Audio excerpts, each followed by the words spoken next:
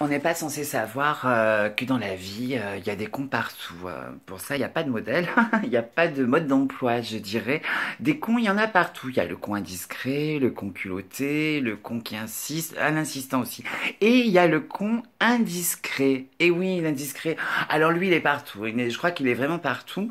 Il n'y a pas plus tard que 2 jours, je suis partie manger chez des amis, bonne copine. Bien sûr, il y a toujours un con qu'on connaît pas qui est invité et qui te pose la question comme ça, tranquille, pendant que tu bois un verre. Donc là, tu parles de cartes, je sais pas, de ta baraque, de ce que tu as fait hier. Et là, tu as ce con qui s'appelle Paul. Oui, parce que ils ont toujours des noms cons, hein. Les cons, ils ont toujours des noms cons. J'ai rien contre les Paul. Alors, c'est soit des Paul, des Grégoire, des Andrew, enfin bon, des Jérémy. Enfin, je sais pas, j'ai tellement la haine.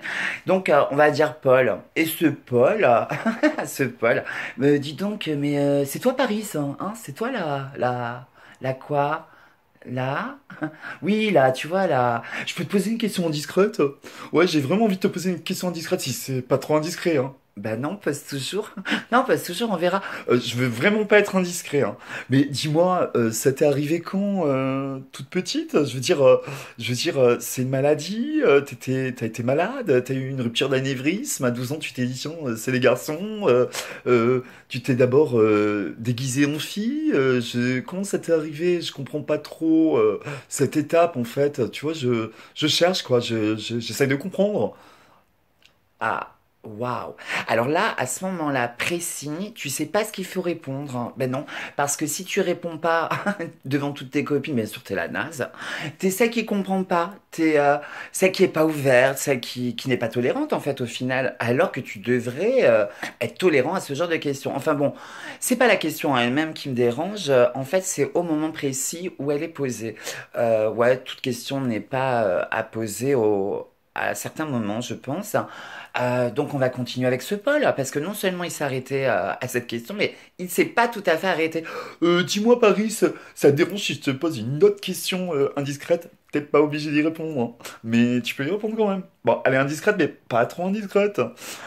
Ouais, de toute façon, vaut mieux 2 fois plutôt qu'une, hein. Vas-y, repose ta question. Et en bas, comment ça se passe? T'es opéré, t'es pas opéré? Mais arrêtez de nous faire chier, mais arrêtez de nous poser ce genre de questions super indiscrètes, super chiantes. Après, t'as une autre genre de conne, hein. Ah, mais alors celle-là, c'est même pas une conne, c'est la conne qui veut te caser, c'est la conne qui veut te faire du bien, c'est la conne, hein. C'est la conne qui t'aime bien, c'est la conne. Et puis souvent, elles ont un accent du sud, hein. Vous remarquerez, elles ont toujours un petit accent, comme ça. Eh, Paris, ça, couillonne. Viens me voir, si viens me voir à 2 minutes. Écoute, la dernière fois, je me suis fait couper les cheveux au carré. Oui, par Micheline. Bon, elle appelle Micheline, mais il s'appelle Michel. Il est homosexuel. Oui, il est homosexuel. Eh ben attends, il est homo. Non, pas homo rectus. Mais non, couillonne va. Mais quelle couillonne en fille. Non, il est pas homo sapiens non plus. Il est homosexuel. Ouais, ben j'ai pensé à toi. Je voulais te le caser. Bah si, toi qui es toute seule là, comme ça, avec ton chien, là, on te voit là, comme ça, toute seule. Non, je voulais te le caser. Qu'est-ce que tu en penses, Michel? Oh, sinon, si t'as pas Michel, il y a le boucher, Jean-Claude. Je crois qu'il est mi-figue, mi-raisin, celui-là, hein. Moi, il a volé à vapeur. Tu pourrais y aller, je crois. Je peux te brancher. Bon, bah alors voilà. Ça, ce genre de conne marrante, on va dire. Ça, c'est la conne, mais vraiment qui veut te caser. Donc, ça là, j'affectionne tout particulièrement. Beaucoup d'affection parce que c'est toujours gentil, c'est toujours attendrissant. Puis après, t'as celui-là, le gros con, là, le con de base hétéro, où t'arrives par exemple à une soirée ou une après-midi, n'importe quoi, à n'importe quel moment, qui est persuadé que tu vas aller le draguer. Ah oui, ils en sont persuadés. Leur gueule, ils sont encore en travaux, mais ils sont persuadés que c'est des bombes atomiques et qu'on les regarde, qu'on est fixé sur eux. Genre, j'ai pas de mec, je suis pas marié, genre, ben voilà. Ouais, attends, je t'ai vachement vu. Écoute, Paris, moi je te préviens, hein, avant qu'on discute, moi je suis pas ni homosexuel, je suis pas branché ni transsexuel. Enfin bon, toute votre communauté, si je peux dire, ça me fait un peu peur. Non, non, moi, tu vois, je préfère te le dire, hein, tu peux me parler, on peut boire un verre, mais ça s'arrête là, hein. Respect, respect. Ouais, d'accord.